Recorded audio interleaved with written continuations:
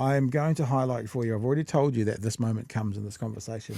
This is 1 minute and 29 seconds in when Paul Goldsmith thinks he's being a funny wee fella, and he makes a joke at Kieran's expense. And if I had a tumbleweed to overlay, I would overlay it. Let's have a look at maintaining the trust in New Zealand media. Paul Goldsmith and Kieran McAnulty this morning. Why does TVNZ need to increase its trust levels with the public? Well, good morning. Because my colleagues have been tearing it down for the past 5 years. Look, I think everybody's conscious of the fact that all around the world there's been falling levels of trust in institutions generally, and the media included. And my simple role as a Minister of Media and Communications, I'm responsible for RNZ and TVNZ, never to get involved in the decision-making around editorial decisions, but asking the board, well, what are they doing to focus on restoring those levels of trust? He should probably tell Winston Peters as David Seymour that about not getting involved in the editorial part of those things. You know, like if you don't do better, we're going to cut your funding. Might be worth having a wee chat to some of your mates there, Paul. And also, ensuring that they're getting good audiences. And so they're the two levers that I pull. I'm encouraging them to be very bold in their goals to get that level of trust up and to demonstrate that they've got a plan. And so it's great to see that TVNZ's responding on that way. TVNZ currently rates fairly highly in terms of trust with the public. Why do you think it needs to be perceived as more trustworthy? Oh, well, look, I mean, I think if you're a government-owned institution, I think it is important to be very clear that there's no particular angle that's being delivered, so that's something that's always that the institution needs to be conscious of, so that people have trust. It's an important part of our democracy, the fourth estate. Providing scrutiny on people like Kieran. They definitely need some scrutiny, so that's the job. Well, we need to put scrutiny on the government, probably even more so, though, don't we? Are we confusing the fact that... Did you like that?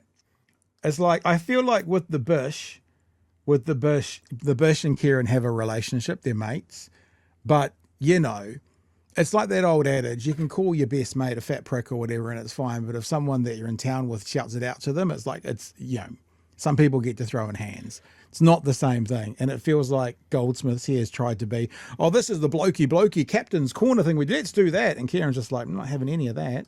Scrutiny, so that's the job. Well, we need to put scrutiny on the government, probably even more so, though, don't we? Are we confusing the fact that politicians it might not be an unfair question, but a question that they just don't like? Oh, yeah. Well, of course. I mean, look, if you go to a public meeting as a politician, there'll people be standing up and saying, what are you going to do about the media? And my standard reply to that is, a politician complaining about the media is like a farmer complaining about the weather. You might be right, but it's irrelevant. You've got to deal with what you've got and survive in the context and background that you're dealing with. And look, I think overall we're well served by media across the board in New Zealand. But that's not, that's a judgment that everybody will have a different view on. All I'm saying is, as a minister responsible, I want to be clear that the institutions that I'm accountable for ultimately have a clear plan and a goal to improve their levels of trust. And this is all kind of talky. It's like, to me, and I know this probably doesn't go hand in hand, but I don't care about trust. I care about truth and accuracy. Because the reason that someone doesn't trust, for example, an RNZ is either because they're untrustworthy or because they've been led to believe they're untrustworthy. Now, I believe it's much more likely the latter, the second one, led to believe, than the former. And that's what we see with Trump, and that's what we're seeing flow through with people like Peters and Seymour. So how do we get more trust in society? I don't care about that question. How do we make sure we're more accurate and truthful? How do we make sure that the foundation of what we broadcast RNZ begins at accurate? Like, I remember conversations with Jon Stewart, and they were talking to, he was on Fox News talking to someone who was, the Fox News host was comparing what they do to what Jon Stewart does. And he goes, the show on before me is puppets making prank calls. We run all of our stories through a filter of comedy. That's where it starts. It starts with comedy. That's not where a news organization should start. They should start with fact and truth and accuracy. And if people still then don't trust it, I would get to that point that they've been led or convinced that they're not trustworthy rather than being not trustworthy. So I don't think you need to worry about the trust that your audience has. If you're being accurate and they still don't trust it, then that probably says more about them. And in this day and age, you can take the horse to water. We've done this. We can push the face into the water to try and make it drink. And if it still chooses not to drink, then that's on the horse. That's not on the person taking them to water, Chewie. I think the other thing here is fronting and saying, well, the audience doesn't trust the outlet, or they don't trust the media, or that sort of thing. It prepositions that thought that the media can't be trusted in someone's head. Trust doesn't come straight away. Trust is earned. And exactly like you said, like, if you're worried about whether your audience trusts you before you do anything else, it's not going to work. It's like respect, right? If someone comes in and go, well, I'm the big dog, you have to respect me, and you don't know that, then you go, well, why do I have to respect you? Prove that I should respect and trust you. And I think that the position where Radio NZ is at the moment is they're not thinking about either of those things, or not as much as they should be. They're thinking of, holy shit, we've just had our lifeline severed. Yeah. And maybe if, do we take that as like the people that fund us, the people that agree with our funding, aren't happy with the way that we're doing it, so it's either we die or we pander to the people that do our funding? They are not, I think, feeling very secure at this point. They say the wrong thing, they have Winston fucking go off on the 6 o'clock news at them, or threaten that they're going to be shit canned completely. And then they've got this damp squib just rambling about shit that it definitely doesn't have the ring of authority or truth. Like, if we're talking about trust, I don't trust this guy. I trust the very smooth pivot of Kieran McAnulty's eyeballs more than I trust what's going on behind Goldsmith's eyes. So what you're saying, Chewie, is the last point I was going to make before we keep going, is that, we couldn't see more clearly through these COVID years and beyond. People trust people who are wrong. People trust people who are delivering dis and misinformation. People trust places like The Platform delivering piles and perspectives of dog shit like you've never seen before. So that's why I'm like, I don't care about trust. I actually don't. Because it's a bit like in the political world, you're never going to get over the thing. You'll never grab it. Yeah. But accuracy, because the thing is, this is what you'll find when someone says, I don't trust that. Probably what they're saying is, I don't believe that. Probably what they're saying is, my worldview doesn't concur with what you're saying. Doesn't mean you're wrong, like the person delivering that information. It means that the other person doesn't agree with you. So because they don't agree with you, they don't trust you, even if you're right. So this whole kind of, and you know what's going to happen with freaking TVNZ? They're going to get had up for not being even-handed, like we've always talked about. When you have and not that they've done this, but when you have a climate change conversation, you should have one from each side. Well, that might look like it's balanced, but that's not accurate. It's not. Accurate would be 9-1. Probably actually 99-1 would be an accurate panel, even though it looks like it's balanced. So yeah, I think accuracy and truthfulness, and we've said it here before again, and I mean, we're going to go into a family meeting soon, but what we aim to do is be accurate and truthful, try as best we can to be accurate and truthful. And if we don't feel that we can be accurate and truthful, let you know that this is an opinion. Because what else can you do? Opinions aren't invalid as long as they're shared as opinions. Opinions are flawed. Opinions are perspectives based on what you believe. And that's what we've always tried to do. Anyway, let's get to the end of this. It's got about 90 seconds, eh? That's important. Is this important, Kieran? Well, I think the government needs to take a moment to look at itself. So on the one hand, you've got the minister saying it's important that... Sorry, I'm just going to say that little sideways look he gave us before, he looked straight at Chris. Because see how he's looking now? That's him looking at Chris talking to him, and that's where he looked when he had that sideways moment. He would so Goldsmith made that joke, and Kieran looked straight at he looked straight at Chris Chan going like, "What the fuck, bro?" Itself. So on the one hand, you've got the minister saying it's important that trust levels remain high, and then they've got their coalition partners who have at various times taken active steps to undermine trust in the media. I mean, you've got Winston Peters was threatening RNZ with funding cuts if they didn't do what he wanted. You've got David Seymour celebrating the fact that they've cut $18 million from RNZ, and now you've got an announcement about an independent review about whether TVNZ is biased. The fact that the review has been announced suggests that it isn't. Well, it is, as you've said, it frequently ranks high in trust levels, and I think the review will find that TVNZ goes out of its way to play a straight bat in this recovery. Yeah, but the problem is you play a straight bat and you give the audience something they don't want to hear. They don't trust you. That's why trust shouldn't matter. Accuracy should. And also, I think the minister really does need to answer that question and not brush it off and say, oh, well, we get asked these questions all the time. What is the government doing to assist the media? There was a bill to assist the media there, sitting there when they came into government, that would have made social media giants actually pay their fair share and contribute towards the media that you produce but they share and profit from. He's scrapped that. He's done nothing. And let's not forget that Paul Goldsmith is the second Media and Communications Minister under this government. The first one got the sack because she wasn't doing much. And to be honest, Paul hasn't done much more either. Pretty good little stab at the end. You got to give him that. We've got another part here talking about. Oh, this is Kieran just having another stab. Actually, we'll just roll straight into it because Kieran explains the communication style of this government, how they basically don't answer the question, then blame Labor. Yes, we've got plenty of challenges in the media landscape, as is blindingly obvious to everybody. The way that people are getting their entertainment and their information has changed dramatically over the past few years. There's a lot more competition. News is competing against people scrolling through Instagram and TikTok and many other things. And so, look, there's a whole bunch of things that we're working on there. We've changed the broadcasting rules so that you can have advertising, which is on Sundays, which is an even playing field.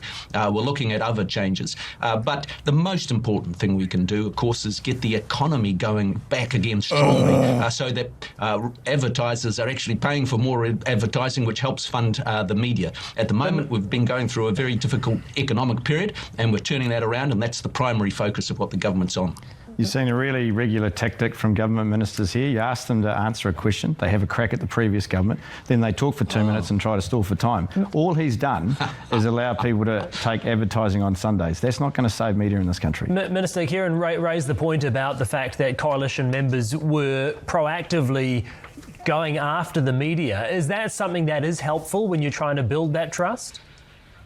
Well, look, obviously the leaders of other parties, coalition parties, are responsible for their own comments and actions, and they're perfectly capable. No, they're not. Sorry, my dude. The Prime Minister opened the door. He is he's the CEO, right? If he's the CEO at Air New Zealand and one of his managers does something abysmal, ultimately he's responsible. That's why they say, I'm the person at the top. Ultimately, I'm responsible. So we fired that person and I'm apologizing to my shareholders. That's how a CEO would handle it. So I'm sorry, Mr. Goldsmith, but you don't get to shirk it away by going, nothing to do with us. They're responsible for their own comments. No, they're not. Because he's the CEO Prime Minister. He sold himself to us as a CEO Prime Minister. That means what his managers say, he is ultimately responsible for. That's the business model he told us all he was going to run this country like. So I'm sorry, homie, don't play that. We're not going to let you off like that. Ultimately, Christopher Luxon is responsible for everything, every perspective, every angle that comes out of David Seymour's or Winston Peters' mouth, because that's how a CEO would take ultimate responsibility. The leaders of other parties, coalition parties, are responsible for their own comments and actions, and they're perfectly capable of defending those and being accountable for those. Yep, we're in a robust democracy. People will have all sorts of views. My clear view, though, of course, as Minister, is not to get involved in decisions about editorial decisions, but really just to ensure, like what I think all New Zealanders would expect, given the fact that we have undeniably seen a decline in trust over the past few years. Why? Maybe you can look again to your coalition partners. Why? And it's not, as I say, not entirely just an issue for media. It's all institutions have seen a drop in trust, and so everybody, whether it's politicians ourselves, we have to ask the question: well, how do we rebuild trust? And that's a fundamental thing that everybody has to do. And so it's no different for the media. They need to be asking those questions and coming up with solutions, and which is what they're doing, and that's appropriate. So, Chewie, I've got 2 more little clips to play, but anything you want to drop before we get to them? No, I think we should roll into it. So this is the part of the conversation where they basically go, and it's fair, this is not all put on one government. There's been an issue through the years about this. Labor has a part to play. In fact, Chippy just last week was talking about NZME. And that's where we kind of pick up this conversation. And Paul Goldsmith, you'll hear in the background, is incredibly happy that Chris Chang brings up NZME. Oh, that's right. I'd forgotten about that. And Kieran, it's not a free pass for Labor. Chris Hipkins was having a crack at NZME the other day, wasn't he? Talking about their Tory owners. Oh, yes, I forgot about that. Yeah, he was. Yep. And I think it's no one is beyond scrutiny. It's that when you start to criticise decisions that people make that you don't agree with when you're in government, and you threaten them with funding cuts. And then actually, incidentally, a few months later, they are cut for funding. That's a serious... I'm just identifying. We're not hearing Paul Goldsmith laughing now, eh? We're not. No. He's not cracking up now. It disappeared. No? Oh, he's gone away. Okay. That's a serious issue. RNZ had $18 million cut from their funding in the last budget, only months after the Deputy Prime Minister threatened them with that. Yeah, there wasn't quite the same laughing there, Chewie. We've got one more clip to play, but that's about the regulatory standards bill, so that's kind of a new topic. Anything else you want to touch on, Chewie, to do with trust in the media? I think I've kind of blown my load a fair bit on it, and that's me done. Woof. Suits you. Look, I think we have a real problem with our media landscape in New Zealand. Like, we're a challenging media landscape because of our population.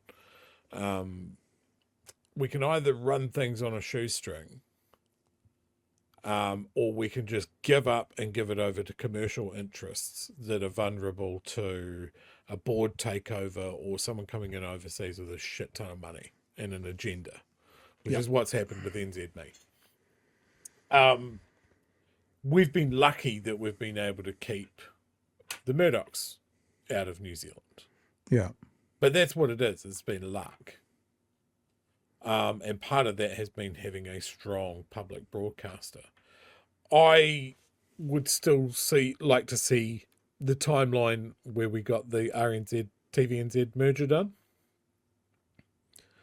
To have a single cohesive state broadcaster as a sort of bulwark against commercial interests. It's a no-brainer. I mean, it's just a no-brainer. We got a BBC set up, radio and TV, and so this and radio, TV, BBC style. It's a no-brainer, and they're all going like, oh, he brought it up and that. We're not going to waste $20 million on. Unfortunately, there was no pushback going, well, you wasted, what was it, 4 billion, whatever it was, 180 million on this and that, and 200 million to tobacco giants so they could get their wet cigarettes through. But you're worried about 20 million that they tried something on with. Okay. Like, I just think something that has the mandate, their sole mandate is you must improve New Zealand society, or you must represent every part of New Zealand society. When you're talking about education, when you're talking about music, when you're talking about local creators, writers, actors, crew, all of that sort of thing. Again, the flow-on effects, the flow-on benefits of having something like that are huge. I've mentioned this before, like one of the best things for the New Zealand comedy scene is having shows like 7 Days or having the panel shows and that sort of thing, because there was a consistent jobs program for local comedians, that they could practice their craft and write and improve all of these other shows rather than being baristas somewhere. Yeah. There is a flow-on effect to our creative landscape, which we're quite happy to hold up and go, oh look, they're filming a Hollywood movie here, and it's because we've got people that do this, or how beneficial Lord of the Rings was, almost generationally, to the creative arts here in New Zealand. Yeah. Because it was such a big thing. And then we've kind of strangled that and do nothing for it, and basically all we have is still Shortland Street just plugging away. They let Pat wander onto the set every now and then, but we need more than that. And I think when you have an organization that is just like, oh well, we need to be ads funded, or it's just, we just get dreck. We get renovation shows because you can just sponsor fucking everything and it pays for itself, but it's not improving things, is it? Indeed. Goldsmith doesn't realize that. None of these national guys do. We said this last time, maybe it was when he was on Q&A, and he was bloody lucky not to have Jack there, but I mean, it's who he is. I don't want to criticize the man for his character, but the way he speaks also doesn't fill you with any confidence in what he's saying. It's like an Adam Sandler doing a character. It's that fumbling, foibling thing going on. Anywho, let's have a look at this last clip. It's actually about the Regulatory Standards Bill, and it's almost like a full 90 seconds to Kieran. This was right at the end of the piece. And you'll hear at the end, Chris actually says to Goldsmith, you've got 5 seconds, because they were running out of time, and obviously they needed to get something else that wasn't trust in media in there. That's why we saw 3 clips of trust in media. It was most of what they actually talked about. So it was last day for oral submissions for the Regulatory Standards Bill today. This was what they had to say, or Kieran had to say on breakfast this morning. Jeffrey Palmer talked about the fact that the Regulatory Standards Bill, it is basically saying Parliament is not to be trusted, by saying it needs to be more transparent. Last day for submissions today. What have you assessed as the public's response to this, Kieran? Oh, it's pretty clear that the public sees this for what it is. It's a stupid bill. It's a right-wing agenda that David Seymour is pushing. He failed with the Treaty Principles Bill, and now he's having another crack through the Regulatory Standards Bill. Any bill that looks to favour people that own property over those that don't should cause concern to all New Zealanders. And just look at the range of people that have submitted against this.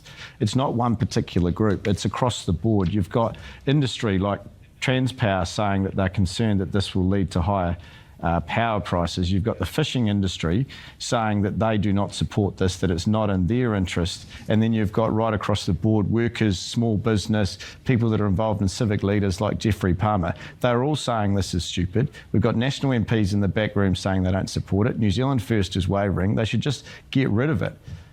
Chris Luxon basically should have just called this right at the start and said, no, we're not going to agree with it. But once again, we're going to have to go through this process because he didn't have the guts to stand up to David Seymour. Can you respond in 5 seconds, Paul Goldsmith? I doubt it. Really got to go.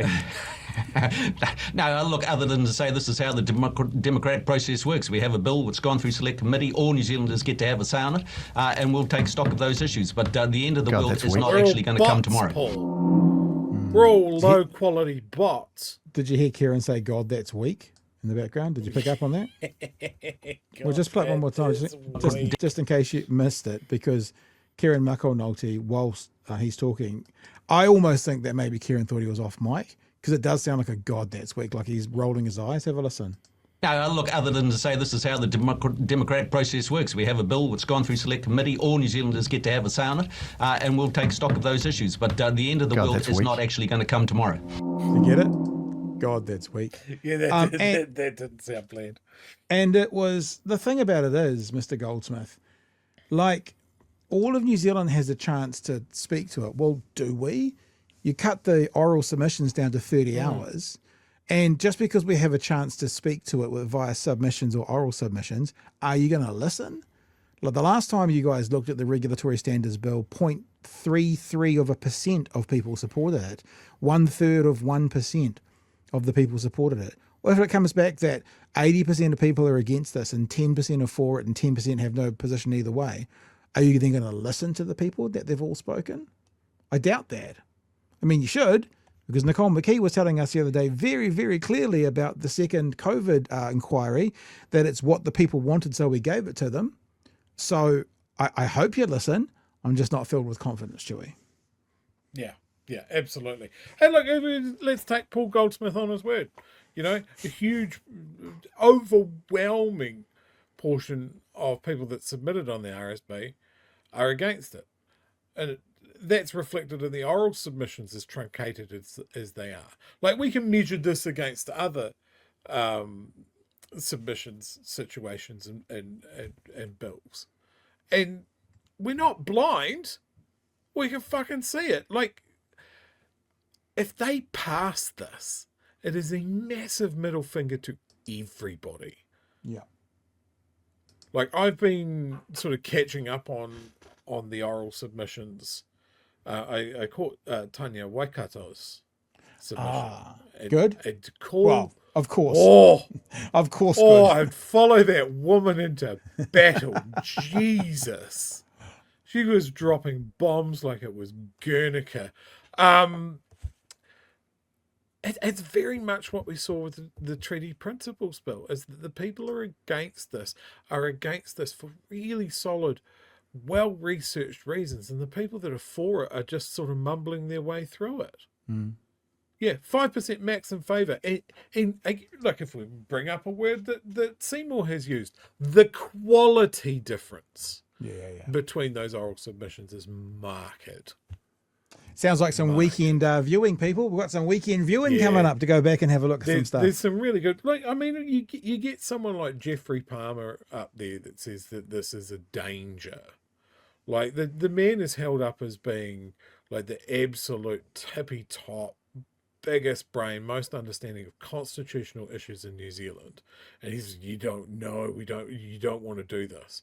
You have government entities like the SIS and the GSB saying this has fundamental security concerns, that it is creating a nexus for potential corruption and overseas influence into every facet of lawmaking in New Zealand. I saw someone referencing that and going, New Zealand First hold themselves up as the protectors of New Zealand from foreign interference. If they vote this through, that is a lie. Yeah. Yeah, and I do wonder as well, and I know that both you and I don't hold a lot of weight in Winston Peters wearing the white hat, but if anyone in that three-headed hydra knows public opinion and how to best use it, he does.